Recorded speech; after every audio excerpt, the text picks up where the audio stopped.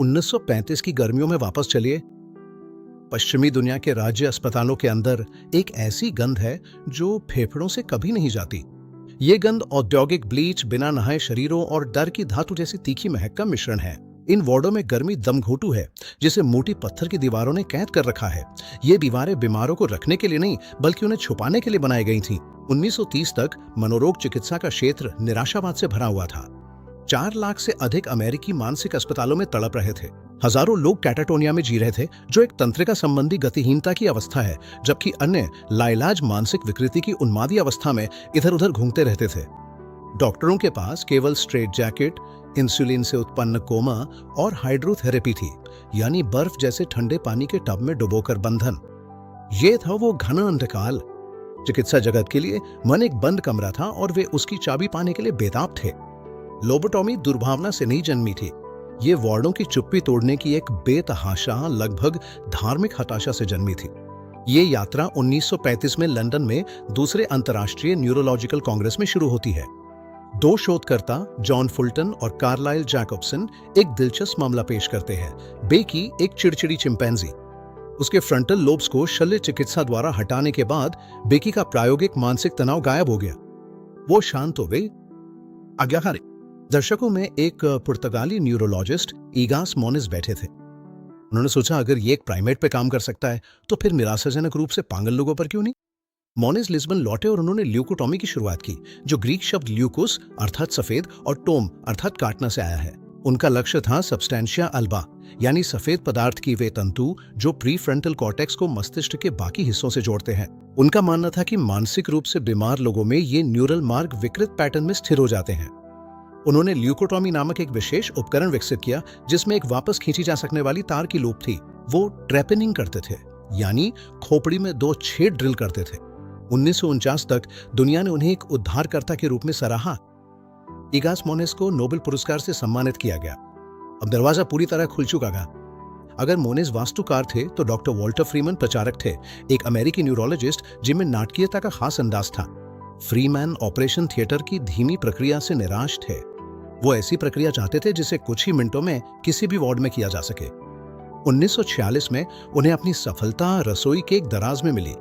वो सचमुच एक आइसपैक थी। फ्रीमैन ने समझा कि वो खोपड़ी को पूरी तरह बाईपास कर सकते हैं, आंख के सॉकेट यानी ऑर्बिट के रास्ते अंदर जाकर। उन्होंने इसे ट्रांसऑर्बिटल लोबोटॉमी नाम दिया।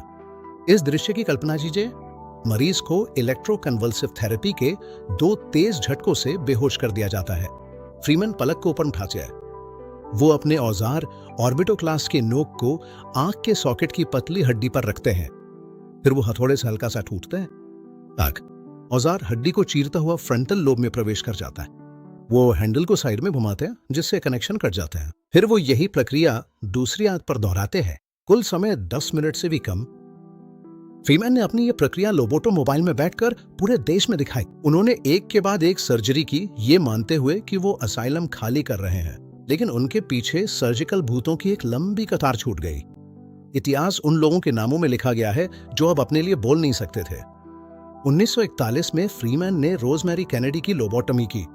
आखिरी कट के बाद रोजमेरी चली है। वो जीवंत और जोशीली महिला अब 2 साल के मानसिक स्तर तक सिमट गई थी। उन्होंने अपनी बाकी जिंदगी एक संस्थान में बिताई। मुश्किल से कुछ शब्द बोल पाई, उन दीवारों को घूरती रहीं जिन पर वो कभी चढ़ा करती थी। ये भयावहता और फैल गई।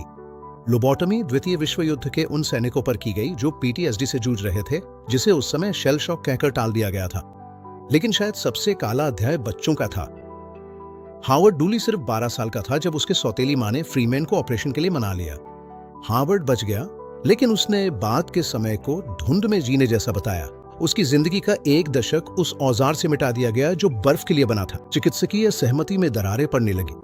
इलाज की असलियत सामने आ गई। ये असल में एक नियंत्रित मस्तिष्क चोट थी। डॉक्टरों को एहसास हुआ कि भले ही मरीज अब मुश्किल नहीं रहे, लेकिन वे अब इंसान भी नहीं रहे, वे सिर्फ परछाइयां बन गए थे। आइसपिक ओडिसी का अंत किसी नैतिक जागरूकता से नहीं, बल्कि एक फार्मेसी से आया। 1954 में थोराजीन अस्पतालों में आ गया। यह दुनिया की पहली रासायनिक लोबोटॉमी थी जो बिना मस्तिष्क ऊतक को स्थायी रूप से नष्ट किए वही प्रभाव देती थी। लगभग एक ही रात में आइसपिक बर्बर अतीत की एक विरासत बन गई।